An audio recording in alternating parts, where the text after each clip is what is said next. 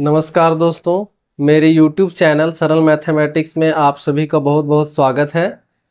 आज हम एक नया चैप्टर शुरू करने वाले हैं जो अभाज्य गुणनखंड है। उससे पहले हम लोग थोड़ा सा जान लेंगे कि उसमें जो उपयोग किए जाने वाले टर्म है उसके बारे में थोड़ा सा हम लोग समझ लेते हैं। तो सबसे पहले हम लोग समझते हैं कि प्राकृत संख्या किसको कहते हैं। तो प्राकृत संख्या जो गिनती की संख्या होती है उसी को हम लोग प्राकृत संख्या कहते हैं, और गिनती हमेशा एक से शुरू होती है। तो प्राकृत संख्या में कौन कौन आ जाएंगे? एक से लेकर के अनंत तक की संख्याएं जो होंगी वो क्या होंगी? प्राकृत संख्याएं होंगी, और इनके बीच का जो अंतर होगा हमेशा एक होगा। लगातार प्राकृत संख्याओं के बीच का अंतर एक होता है। जैसे 1, 2, 3, 4, तो अपने पीछे वाले टर्म से देखेंगे इसको, तो जैसे 1, ये 2, तो ये क्या है? इससे एक अधिक है। तो शुरू कहाँ से होगा? प्राकृत संख्या शुरू होती है 1 से लेकर के अनंत तक। अब उसके बाद समझते हैं अभाज्य संख्या। अभाज्य संख्या किसको कहते हैं? एक से बड़ी वे सभी प्राकृत संख्याएं जो एक और अपने अलावा किसी अन्य संख्या से पूर्णतः विभाजित न हो उसे अभाज्य संख्या कहते हैं। यानी कहने का मतलब कि वैसी संख्या जो या तो एक से कटे और या तो खुद से कटे, इसके अलावा किसी दूसरी संख्या से विभाजित न हो, तो उसको क्या कहेंगे हम लोग? उसको हम लोग अभाज्य संख्या कहेंगे। तो एग्जाम्पल में क्या हो जाएगा? जैसे मान लीजिए क्वेश्चन में कह चुका है कि एक से बड़ी प्राकृत संख्या लेना है, तो एक को तो नहीं लेंगे। चलिए, उसके बाद कौन सा संख्या आता है? 2। 2 एक ऐसी संख्या है जो क्या है भाई? अभाज्य संख्या हो गई है। और ये क्या है? 2 से भी विभाजित है और 1 से विभाजित है। इसके अलावा कोई दूसरा संख्या है जो 2 को विभाजित कर सके? ऐसा कोई संख्या नहीं है। उसके बाद अगर आएंगे 3, तो 3 भी देख लीजिए, या तो 1 से विभाजित होगा या तो खुद से होगा, इसके अलावा तो कोई हो नहीं सकता है। उसके बाद आ जाइए क्या? 4। 4 तो अभाज्य संख्या नहीं होगी। क्यों नहीं होगी? क्योंकि ये देख लीजिए 2 से भी विभाजित है, 4 से भी विभाजित है, 1 से भी विभाजित है। तो ये 1 और अपने अलावा 2 से भी विभाजित है, इसलिए एक अभाज्य संख्या नहीं होगी। उसी तरह से 5 हो सकता है। 6 नहीं होगा, क्योंकि 6 क्या है भाई? 2 से भी विभाजित है, 3 से भी विभाजित है, 1 से भी विभाजित है और 6 से भी विभाजित है। उसके बाद 7 आपका क्या है? अभाज्य संख्या है, क्योंकि या तो ये 1 से विभाजित होगा और या तो 7 से विभाजित होगा। तो इसी प्रकार से हम लोग चलते जाएंगे, और यही हमारा क्या है? अभाज्य संख्या का एग्जाम्पल हो गया। अब देखेंगे कि अगर आपसे कोई पूछ दिया कि सबसे छोटी अभाज्य संख्या कौन सी होगी भाई, तो सबसे छोटी अभाज्य संख्या क्या है? 2 होगी। सबसे छोटी अभाज्य संख्या 2 होगी। और ऐसी कौन सी संख्या है जो अभाज्य भी है और सम संख्या भी है? तो भाई अभाज्य संख्या और सम संख्या दोनों कौन है? 2 है। 2 को हम लोग क्या कह सकते हैं? सबसे छोटी अभाज्य संख्या, और एक ऐसी अभाज्य संख्या जो सम संख्या भी है। उसके बाद 3 को देखिए, तो इसको हम लोग कह सकते हैं सबसे छोटी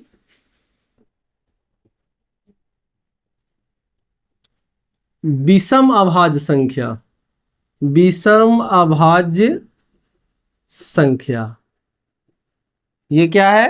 3 क्या हो जाएगा हमारा? सबसे छोटी विषम अभाज्य संख्या। अब सबसे बड़ी की बात करें तो भाई नंबर तो इनफाइनाइट है, तो सबसे बड़ी संख्या तो हम लोग फाइंड नहीं कर पाएंगे, लेकिन सबसे छोटी संख्या फाइंड कर सकते हैं। ये हो गया। अब हम आप लोग को बताते हैं 1 से लेकर के 100 तक कुल कितनी अभाज्य संख्याएं होती हैं? 25। ठीक है, 1 से लेकर के 100 तक कुल कितनी अभाज्य संख्याएं होती है? 25 अभाज्य संख्याएं होती है। अब देखिए कि 1 से लेकर के 100 तक की अभाज्य संख्याओं का एक मोबाइल नंबर है। कौन सा मोबाइल नंबर है भाई? इसको याद रखिएगा, 44 22 32 23 21। ठीक है, अब ये क्या है हमारा 44, 22, 32, 23, 21 क्या बताएगा? 1 से 10 तक में 4 अभाज्य संख्या, 11 से 20 तक में भी 4 अभाज्य संख्या, फिर उसके बाद 21 से 30 तक में 2 अभाज्य संख्या, फिर 31 से 40 तक में भी 2 अभाज्य संख्या, उसके बाद आएंगे 41 से 50 तक में कितनी अभाज्य संख्याएं हैं? 3। उसके बाद अगर 51 से 60 का जोड़ा जाए तो 2, उसके बाद 61 से 70 जोड़ा जाए तो भी 2, और उसके बाद 71 से 80 तक में कितनी अभाज्य संख्याएं हैं? तो 3।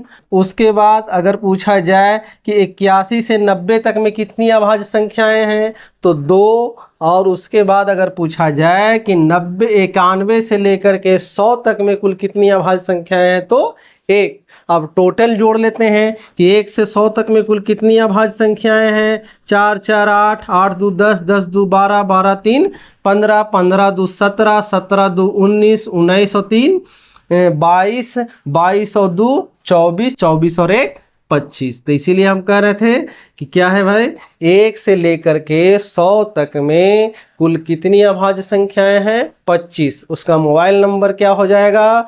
44, 22, 32, 23, 21। अगला टर्म है गुणनखंड। गुणनखंड किसको कहते हैं? जैसे किसी दी गई संख्या को 2 या 2 से अधिक ऐसी संख्याओं में बांटना जिनका गुणनफल दी गई संख्या के बराबर हो, गुणनखंडन कहलाती है, तथा प्रत्येक संख्या दी गई संख्या का गुणनखंड होती है। अगला टर्म है अभाज्य गुणनखंड। किसी दी गई संख्या को 2 या 2 से अधिक ऐसी अभाज्य संख्याओं में बांटना जिनका गुणनफल दी गई संख्या के बराबर हो, अभाज्य गुणनखंडन कहलाती है, तथा प्रत्येक अभाज्य संख्या दी गई संख्या का अभाज्य गुणनखंड कहलाती है। ठीक है, अब इसको हम लोग समझ लिए। अब देख लीजिए, जैसे मान लीजिए हमको 12 का क्या निकालना है? अभाज्य गुणनखंड निकालना है। तो अभाज्य गुणनखंड निकालने की विधि देख लीजिए क्या है। सबसे पहले हम लोग जानते हैं कि सबसे छोटी अभाज्य संख्या कौन सी है? 2। तो क्या 2 से 12 डिविजिबल होगा? तो 2 से लगाएंगे, 2 6 12। फिर अब देख सकते हैं 6 आ गया, 6 एक अभाज्य संख्या नहीं है, तो फिर लगेगा 2 तिया 6। अब नहीं लगा सकते हैं क्योंकि 3 एक अभाज्य संख्या है। तो इसीलिए हम कह सकते हैं कि 12 का अभाज्य गुणनखंड क्या हो गया? 2 गुने 2 गुने 3। यानी कि इसको हम लिख सकते हैं कि 12 के अभाज्य गुणनखंड में 2 कितनी बार आया है? 2 के पावर 2 यानी 2 2 बार आया, और 3 के पावर 1 यानी कि 3 1 बार आया। ठीक है, अब देखिए ये तो अभाज्य गुणनखंड हो गया। अभाज्य गुणनखंड में हमारा क्या हो गया भाई? 2 2 3 यानी कि 2 2 बार आया और 3 1 बार आया। लेकिन अगर सिर्फ गुणनखंड की बात करें तो 12 का गुणनखंड अगर देखा जाए तो गुणनखंड में थोड़ा सा चेंज हो जाता है। क्या? तो गुणनखंड में क्या होगा कि वैसी सभी संख्याएं जिससे 12 विभाजित हो, क्या होगा? 12 का गुणनखंड होगा। जैसे 1 तो भाई सब में शामिल होगा, क्योंकि 1 से तो जितनी भी संख्याएं हैं वो सब विभाजित हैं। तो 12 का गुणनखंड क्या होगा? 1 2 से भी विभाजित है, 3 4 6 और 12। तो अब यहाँ हम लोग देख रहे हैं कि 12 का अभाज्य गुणनखंड कितना है? 3। अब 12 का गुणनखंड का सिर्फ बात करें, टोटल कुल गुणनखंड तो ये कितना हो गया? 1 2 3 4 5 6। यहाँ पे टोटल 6 आ गए, यहाँ पे टोटल 3 आ गए। तो हम कह सकते हैं कि 12 के अभाज्य गुणनखंडों की संख्या 3 है और 12 के कुल गुणनखंडों की संख्या 6 है, जिसमें आपका अभाज्य संख्या भी है और क्या बोलते हैं, सम संख्या भी दिख रहा है हमको। यानी कि अभाज्य संख्या और भाज्य संख्या दोनों मिला हुआ है इसमें। अभाज्य गुणनखंड वाले टर्म से हर एग्जाम में लगभग एक क्वेश्चन आता ही आता है, जिसमें विशेष तरह से टॉपिक होते हैं अभाज्य गुणनखंडों की संख्या, फिर उसके बाद होता है कुल गुणनखंडों की संख्या, कुल गुणनखंडों का योग, सम गुणनखंडों की संख्या, सम गुणनखंडों का योग, विषम गुणनखंडों की संख्या, विषम गुणनखंडों का योग। इस तरह से क्वेश्चन बनते हैं। तो इस क्वेश्चन को हम लोग देख लेते हैं कि किस प्रकार से हमको सॉल्व करना है। एक एग्जाम्पल के द्वारा हम इस क्वेश्चन को समझेंगे। एग्जाम में पूछे जाने वाले क्वेश्चन कैसे कैसे होते हैं, जैसे देख लीजिए, मान लीजिए कि आपका एक एग्जाम्पल में मान लीजिए कोई नंबर है, आप ले लीजिए 12। अब 12 का अभाज्य गुणनखंड निकालते हैं। तो 12 का अभाज्य गुणनखंड जब निकालेंगे तो 2 छक 12, 2 तिया 6, इस तरह से होगा। अब तो आगे लग नहीं सकता है, तो इसीलिए हम लोग कह सकते हैं कि 12 का अभाज्य गुणनखंड क्या आ गया, 2 के पावर 2 गुने 3। उसके बाद अगर 12 का गुणनखंड देखें, कुल गुणनखंड,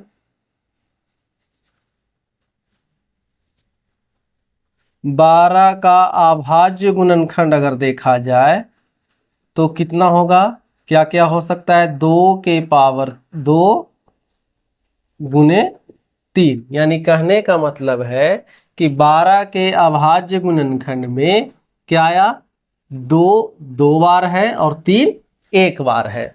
उसके बाद क्या है कि 12 के कुल कितने गुणनखंड हो सकते हैं, कुल गुणनखंड कितने होंगे, तो कुल गुणनखंड हो सकते हैं हमारा कौन कौन, 1 2। कुल गुणनखंड में वे सभी संख्याएं आती हैं जिससे 12 विभाजित होगा। तो 1 हो गया, 2 हो गया, 3 हो गया, 4 हो गया, 6 हो गया और खुद 12 हो गया। ये हो गया।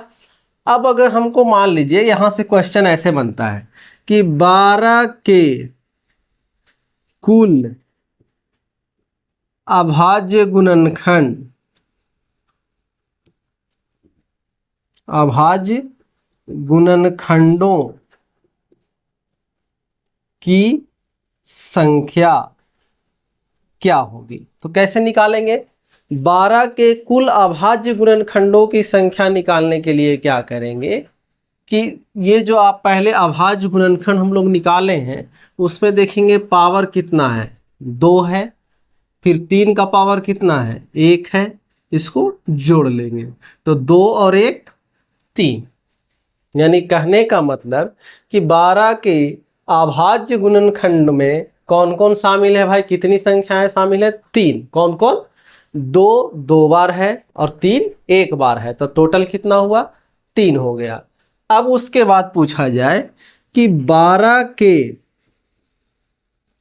कुल गुणनखंडों की संख्या, गुणनखंडों की संख्या कितनी होगी। तो अब यहां से देख लीजिए 12 के कुल गुणनखंडों की संख्या कितनी होगी, 1 2 3 4 5 6, 6 लिख सकते हैं हम लोग, ठीक है। 12 के सम गुणनखंडों की संख्या, सम गुणनखंडों की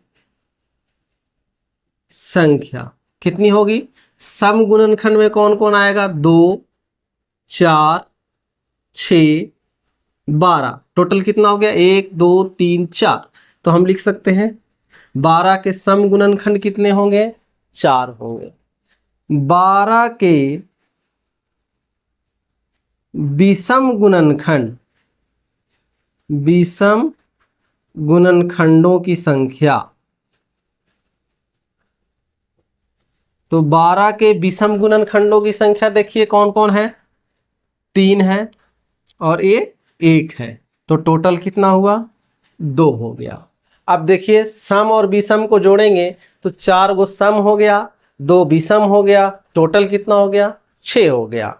अब देखिए ये तो छोटा सा एग्जाम्पल था या छोटा संख्या था, तो इसको हम लोग इस तरह से निकाल करके देख लिए। अगर मान लीजिए कि आपको अगर बड़ी बड़ी संख्या दी गई हो तो उसको हम कैसे निकालेंगे, उसके लिए भी एक रूल है, उसको हम बताते हैं।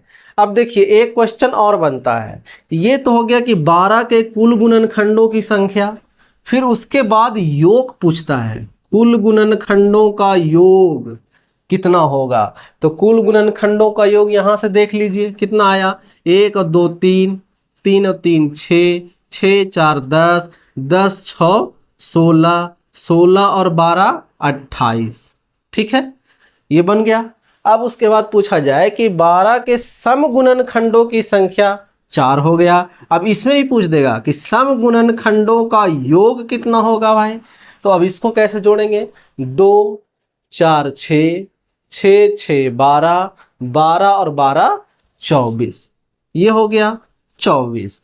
उसके बाद पूछ दिया जाए कि 12 के विषम गुणनखंडों की संख्या तथा योग बताइए। तो संख्या हमको पता चल गया 2, और योग अगर पूछा जाए कि योग कितना होगा तो कैसे निकालेंगे। यहाँ देखेंगे हम कि विषम गुणनखंड कौन कौन है, 3 है, 1 है और 3 है। तो 1 और 3 को जोड़ देंगे तो कितना आएगा, 4। अब देखिए जो हमने क्वेश्चन बनाया वो सही है कि नहीं। अब देखिए 12 के कुल गुणनखंडों का योग कितना है, 28 है। सम का कितना है, 24, और विषम का कितना है, 4। तो 24 और 4 28 होता है ना, तो ये सही हो गया। अब इस तरह से हम सब कुछ जांच लिए। अब ये तो छोटी संख्या थी तो इसको हम लोग आसानी से करके वहाँ पे बना लेंगे, लेकिन अगर बड़ी बड़ी संख्या दी जाए और उसका निकालने के लिए कहेगा तो हम लोग क्या करेंगे। तो चलते उसको अगले को एग्जाम्पल से समझेंगे और उसको बताएंगे कि कैसे करना है। अगला एग्जाम्पल है 120। मान लीजिए 120 एक संख्या है, इसका अभाज्य गुणनखंड हम लोग निकाल लेते हैं। तो क्या आएगा, 2 6 12 60, फिर 2 से लगाएंगे 30, फिर 2 से लगाएंगे ये हो जाएगा कितना 15, फिर 3 से लगेगा 3 पचे 15। तो 120 का अभाज्य गुणनखंड क्या हो जाएगा, 2 के पावर 3 गुने 3 गुने 5, ये हो गया हमारा अभाज्य गुणनखंड। अब देख लीजिए कि 120 का कुल गुणनखंड क्या हो जाएगा, कुल गुणनखंड रहने देते हैं, अब देखते हैं इसको कैसे बनाना है। अब 120 का अभाज्य गुणनखंडों की संख्या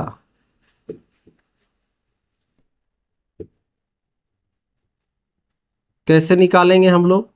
क्या करना है कि जो पावर दिया हुआ है सबका, उस सबको हम लोग जोड़ देंगे। कैसे, 2 का पावर 3 है, प्लस 3 का पावर कुछ नहीं तो 1 है, 5 का पावर 1 नहीं कुछ नहीं तो 1 है। तो ये टोटल हमारा कितना हो गया, 3 1 4 और 1 5। यानी कि 120 के अभाज्य गुणनखंडों की संख्या कितनी है, 5। अब उसके बाद आएंगे 120 के कुल गुणनखंडों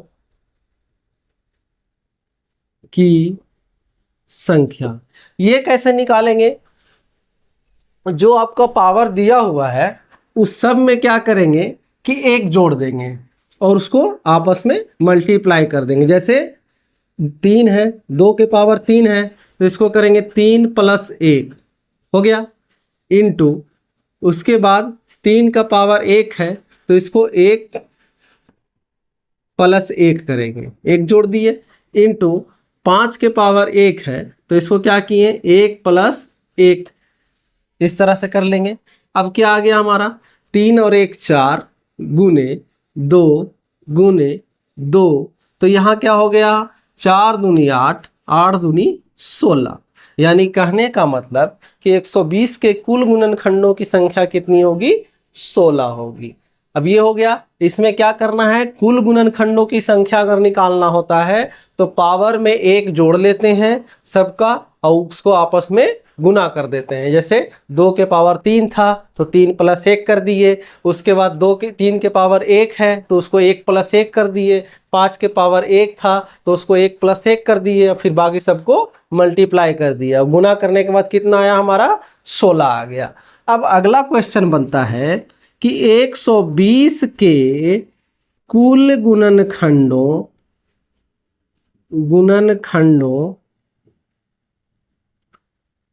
का योग। तो कुल गुणनखंडों का योग पूछ रहा है तो उसमें हम लोग क्या करेंगे कि जैसे पावर 2 के पावर कितना है, 3 है, तो 2 के पावर 3 है तो 2 के पावर 0 से शुरू करेंगे। 2 के पावर 0 प्लस 2 के पावर 1 प्लस 2 के पावर 2 प्लस 2 के पावर 3, ये हो गया। इनटू अब क्या होगा, 3 का पावर कितना है, 1 है, तो इसको 0 से शुरू करेंगे। 3 के पावर 0 प्लस 3 के पावर 1, खत्म हो गया, 3 के पावर 1 ही था।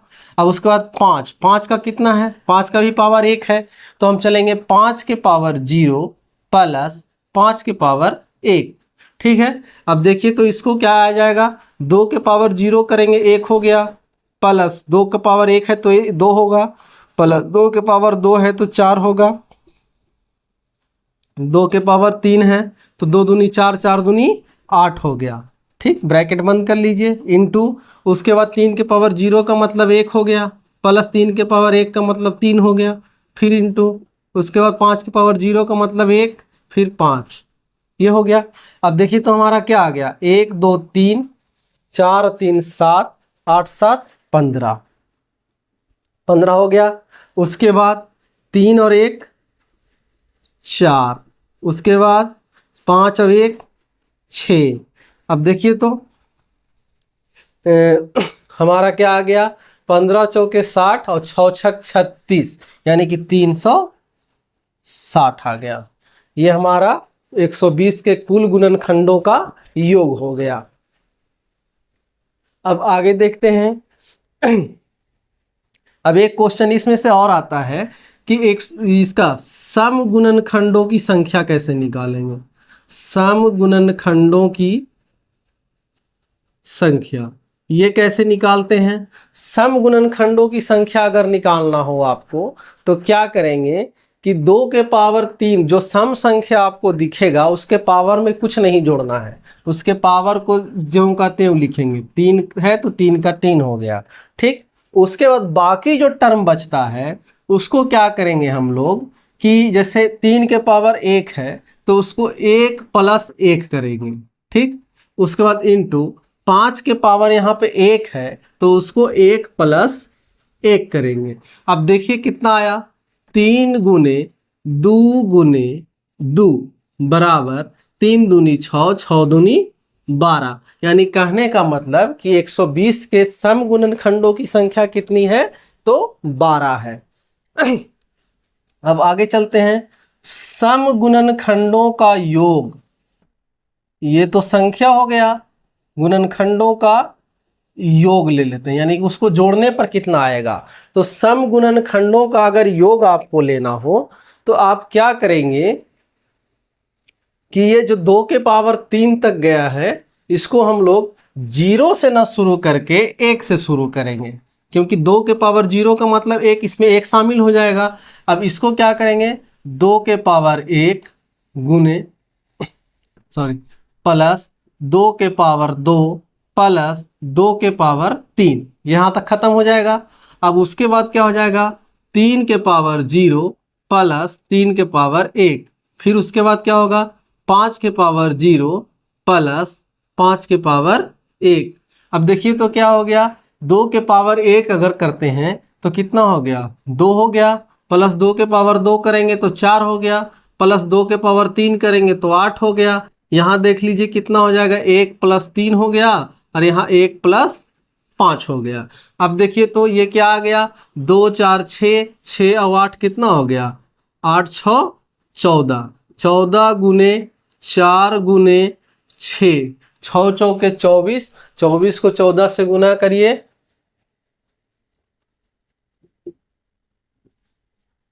अ, 24 दहियों 240 हो गया और 24 चौके 96, 240 में 96 जोड़ दीजिए तो कितना आएगा, 336। 96 में 40 अगर जोड़ते हैं तो हमारा कितना आ जाएगा, 336। 240 में 96 जोड़ दीजिए। अब यहां देखिए ये हो गया। अब उसके बाद चलते हैं हम लोग विषम विषम गुणनखंडों की संख्या कैसे निकालेंगे। सम हो गया, सम गुणनखंडों की संख्या हो गया, सम गुणनखंडों का योग हो गया। अब उसके बाद क्या हमको करना है, विषम गुणनखंडों की संख्या। तो विषम गुणनखंडों की संख्या कैसे निकालेंगे, विषम गुणनखंडों की संख्या ये कैसे निकालेंगे।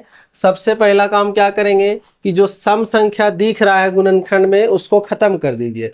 अब बाकी जो बचा 3 और 5 उसके पावर में 1 जोड़ करके गुना कर लीजिए। तो 3 का पावर कितना था 1, उसके पावर में 1 जोड़ लीजिए। उसके बाद इंटू 5 का पावर कितना था 1, उसमें भी 1 जोड़ लीजिए। तो यहाँ क्या हो गया 2 गुने 2।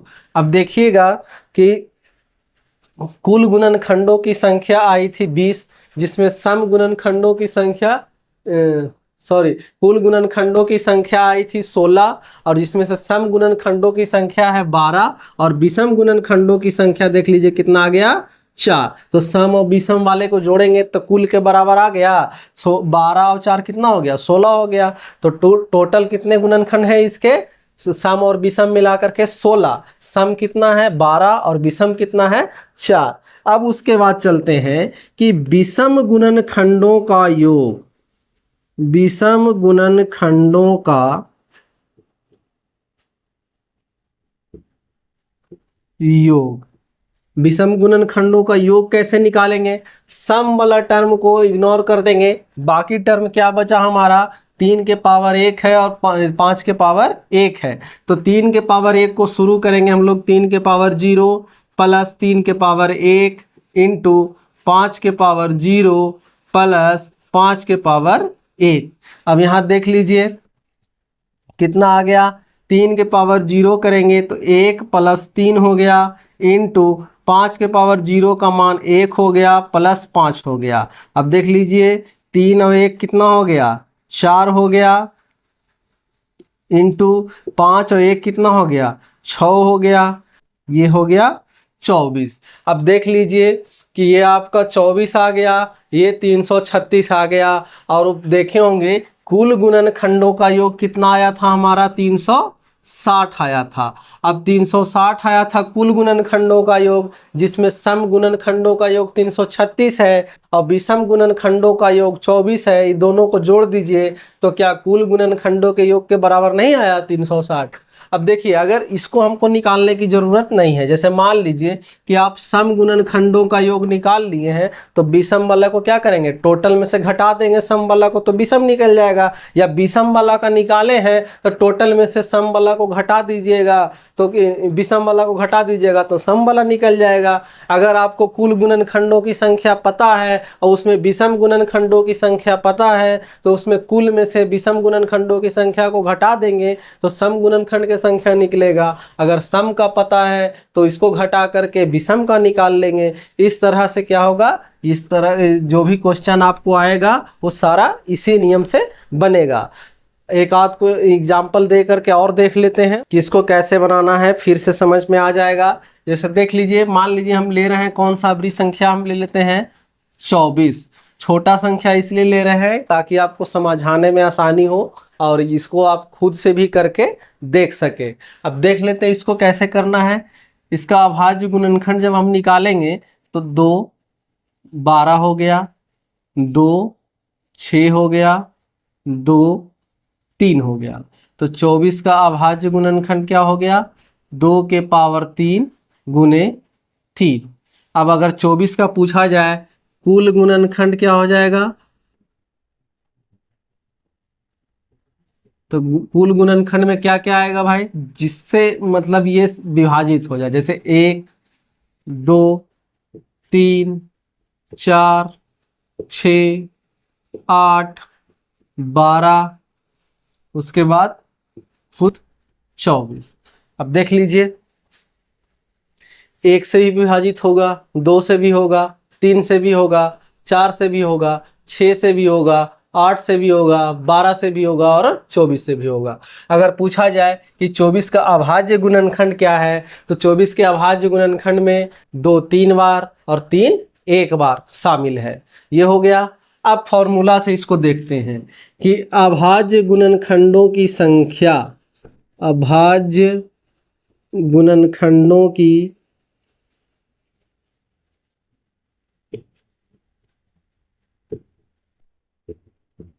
संख्या कैसे निकालेंगे।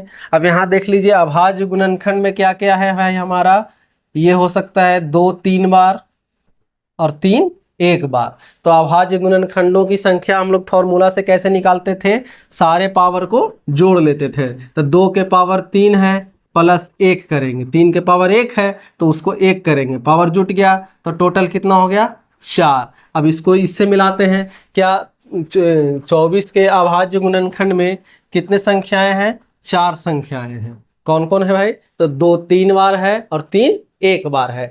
उसके बाद अगला देखते हैं कुल गुणनखंड।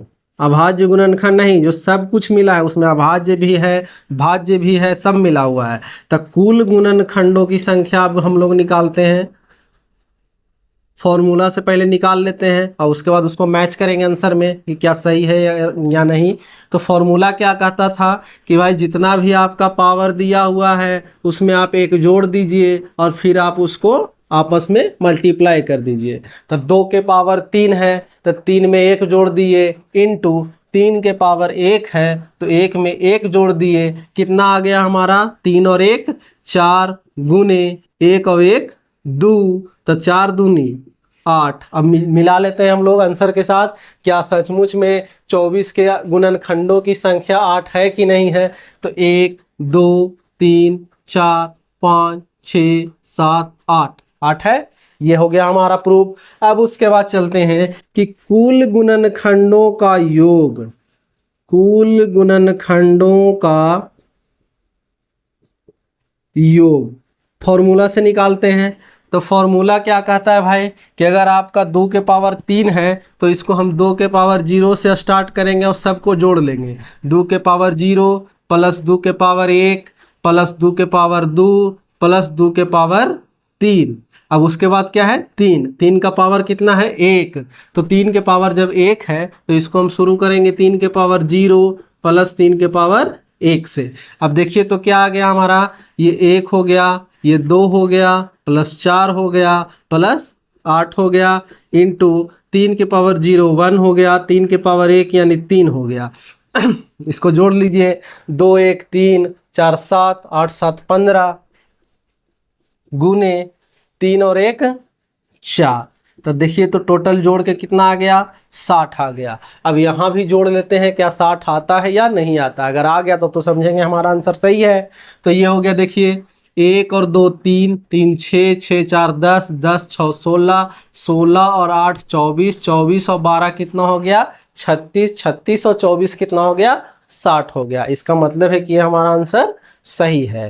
अब आगे देखते हैं कि समगुणनखंडों की संख्या, समगुणनखंडों की संख्या, समगुणनखंडों की संख्या इसको कैसे निकालने का फॉर्मूला है भाई। इसमें जब कुल निकाल रहे थे तो पावर को हम 1 जोड़ दिए थे, लेकिन जब सिर्फ सम गुणनखंडों की संख्या निकालेंगे तो हम क्या करेंगे कि जो सम संख्या का पावर है उसको ज्यों का त्यों ले लेंगे। यानी 2 के पावर इसमें 3 है तो 3 का 3 ही ले लिए इनटू, अब 3 के पावर 1 है तो उसके पावर में 1 हम जोड़ लेंगे, 1 प्लस 1 कर लेंगे। तो क्या आ गया हमारा 3 गुने 2 यानी कि 3 दूनी कितना हो गया 6, यानी सम गुणनखंडों की संख्या कितनी है 6। गिन लेते हैं हम लोग। एक सम संख्या ये है हमारा 2, 1 हो गया 2 हो गया 3 हो गया 4 हो गया 5 हो गया 6 हो गया। तो अब देख लीजिए क्या हो गया हमारा 6, आंसर सही है ना। अब उसके बाद निकालते हैं सम गुणनखंडों का, गुणनखंडों का, सम गुणनखंडों का योग निकालते हैं। योग कैसे निकालेंगे, अब क्या करेंगे कि जब कुल का निकालना था तो सम संख्या वाला में हम क्या किए थे 2 के पावर 0 से स्टार्ट किए थे, लेकिन जब हम सिर्फ हमको सम संख्याओं के सम गुणनखंडों का योग निकालना हो तो 2 के पावर 3 है ना, तो उसको 2 के पावर 0 से ना स्टार्ट करके 2 के पावर 1 2 के पावर 2 प्लस 2 के पावर 3 से शुरू करेंगे। इंटू, अब 3 का पावर कितना है, 3 के पावर 1 है, तो 3 वाला को इसी रखेंगे, 0 से शुरू करेंगे, 3 के पावर 1 करेंगे। अब देखिए तो ये हमारा क्या आ गया, 2 के पावर 1 करेंगे तो 2 हो गया, प्लस 2 के पावर 2 करेंगे तो 4 हो गया, प्लस 2 के पावर 3 करेंगे तो 8 हो गया।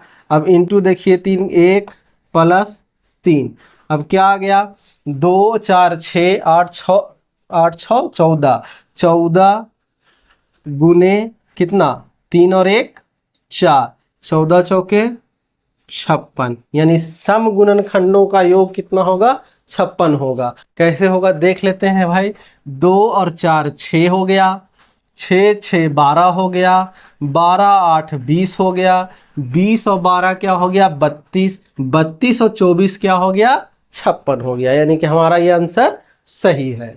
अब क्या करते हैं, निकालते हैं हम लोग विषम गुणनखंडों की संख्या, विषम गुणनखंडों की संख्या।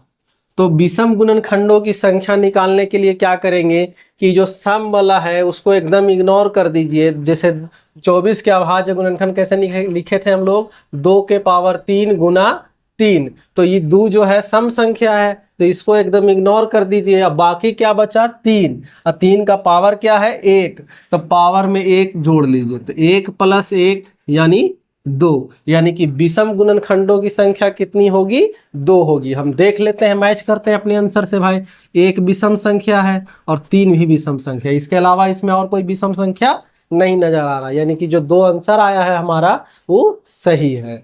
अब उसके बाद क्या करते हैं कि अब हम लोग निकालते हैं विषम गुणनखंडों का योग, विषम गुणनखंडों का योग। ये कैसे निकालेंगे, सबसे पहले तो सम वाला को हम लोग इग्नोर कर देंगे, सम वाला को इग्नोर किया, 3 के पावर 1 है तो 3 के पावर 0 से शुरू करेंगे, प्लस 3 के पावर 1, 3 के पावर 0 प्लस 3 के पावर 1। अब देखिए तो आओ कोई तो इसमें विषम संख्या नजर नहीं आ रहा है इसके अलावा, तो बस सिर्फ इसी को लेके चलते हैं। अब आगे देखिए क्या हो गया, 3 के पावर 0 का मान 1 हो गया, 3 के पावर 1 का मतलब 3 हो गया, अब 3 और 1 4, यही हमारा क्या हो गया आंसर हो गया। अब इसको देखिए क्वेश्चन को हम लोग मिलाते हैं। सबसे पहले देख लीजिए अभाज्य गुणनखंडों की संख्या 4 है, 4 है जिसमें कौन कौन क्या है भाई, 2 3 बार है और 3 1 बार है, टोटल 4 सही हो गया। अब उसके बाद चलेंगे हम लोग कुल गुणनखंड, तो कुल गुणनखंडों की संख्या कितना आया था बाई फॉर्मूला 8 आया था, और कुल गुणनखंड हम यहाँ लिख चुके हैं, तो इसको काउंटिंग कर लीजिए 8 है, मिल गया। उसके बाद कुल गुणनखंडों का योग, कुल गुणनखंडों का योग फॉर्मूला से हम लोग निकाल के लाए हैं 60, और अगर इसको हम लोग जोड़ेंगे तो भी 60 आ जाएगा। उसके बाद सम गुणनखंडों की संख्या, तो सम गुणनखंडों की संख्या निकालने का फॉर्मूला हम लोग फॉर्मूला से निकाल चुके हैं, निकालने पर कितना आया था 6 आया था। आंसर में मिलाइए तो 1 2 3 4 5 6 सही है, मिल गया। उसके बाद सम गुणनखंडों का योग निकाले हैं, फॉर्मूला से निकाल करके लाया 56, यहाँ जोड़ने पर भी हमारा क्या आ गया था 56 आ गया था, बिल्कुल सही। उसके बाद क्या करना है विषम गुणनखंडों की संख्या, तो फॉर्मूला से हमारा आया 2 और यहाँ भी हमको दिख रहा है 2 विषम संख्या। उसके बाद विषम गुणनखंडों का योग फॉर्मूला से लाए 4 और यहाँ भी हमारा देख लीजिए 3 और 1 4, आंसर मिल रहा है। तो इस तरह से क्वेश्चन जो है एग्जाम में अक्सर पूछे जाते हैं। हर एग्जाम में एक क्वेश्चन कम से कम, लगभग जितने भी एग्जाम होते हैं उसमें से एक क्वेश्चन जरूर ये इसमें से पूछा जाता है। तो इस चैप्टर को थोड़ा अच्छे से देख लीजिएगा और ये जो भी चीज़ बताए हैं उसको ठीक से देख लीजिए, एक क्वेश्चन आपका पक्का हो सकता है। आज के लिए बस इतना ही, और अगले क्लास में हम लोग कुछ और नया लेकर के आएंगे। और इसी तरह से आपको अगर पढ़ना चाहते हैं, आप पढ़ना चाहते हैं तो हमारे चैनल को सब्सक्राइब कर लीजिए, और जो भी चीज़ बताया जाता है उसको अच्छे से पढ़िए, आपका बेसिक मजबूत हो जाएगा। और सफलता एक दिन में नहीं मिलती है, लेकिन एक दिन ज़रूर मिलती है। तो हमारे साथ बने रहिए, एक दिन आपको सफलता अवश्य मिलेगी। धन्यवाद। बाकी का अगले क्लास में हम लोग देखेंगे।